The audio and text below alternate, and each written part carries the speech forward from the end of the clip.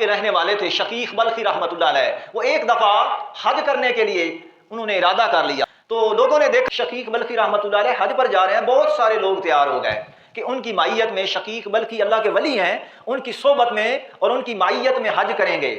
تو بہت سارے لوگ تیار ہو گئے۔ تو جب حج کا وقت آیا تو آپ نے معذرت کر لی، حضرت شقیق بلخی رحمۃ اللہ علیہ نے معذرت کر لی کہ میں نہیں جا سکتا۔ لوگ ناراض ہو گئے، باتیں شروع ہو گئیں کہ ان کو اللہ نے توفیق نہیں دی ہوگی، وہ توفیق اللہ دیتا ہے تو بندہ جاتا ہے۔ کسی نے کہا کہ کاروبار میں انویسٹ کر لیا ہوگا تو اس لیے نہیں جا رہا ہے، کسی نے کہا کہ کوئی اور دنیاوی کوئی ایسا فائدہ دیکھا ہوگا اس کی وجہ سے حج کے لیے نہیں جا رہا ہے۔ مختلف باتیں ہوتی رہیں، ساری باتیں شقیق بلخی تک پہنچتی رہیں۔ آپ یہ باتیں سن کر مسکراتے رہے۔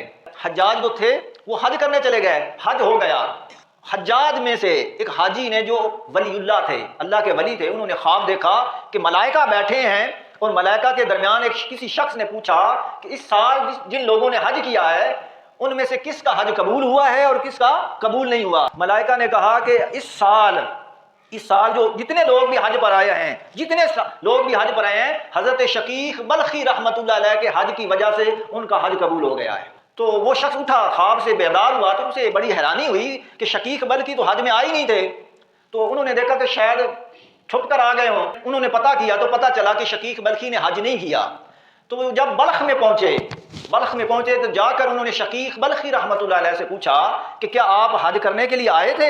انہوں نے کہا نہیں، میں حج کرنے کے لیے نہیں گیا تھا۔ تو انہوں نے کہا کہ میں نے خواب دیکھا ہے کہ ملائکہ بیٹھے ہیں اور وہ کہہ رہے ہیں اس سال جتنے بھی حاجی تھے سب کا حج قبول ہو گیا ہے حضرت شقیق بلخی رحمۃ اللہ علیہ کے حج کے واسطے سے، ان کے وسیلے سے، جبکہ آپ نے تو حج ہی نہیں کیا۔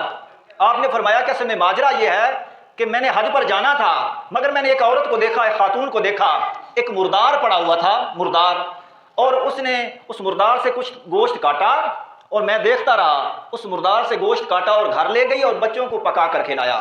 تو میں نے دیکھا کہ یہ عورت ایک مردار کا گوشت کھانے پر مجبور ہے، تو میں نے کیا کیا، میں نے کہا کہ میں نے حج پر کیا کرنا ہے، وہ جتنے پیسے تھے، جتنا خرچہ تھا، وہ میں نے سارا اٹھا کر اس عورت کو دے دیا۔ تو اب یہ جو حج قبول ہوا سب حجاج کرام کا، وہ حضرت شقیق بلخی رحمۃ اللہ علیہ کی یہ جو قربانی تھی، لوگوں کے ساتھ اچھا سلوک تھا، یعنی کہ اس کی خدمت تھی، اس پر یعنی تمام حجاج کرام کا حج قبول ہو گیا۔ تو یہ ان اولیاء کرام کے احوال تھے۔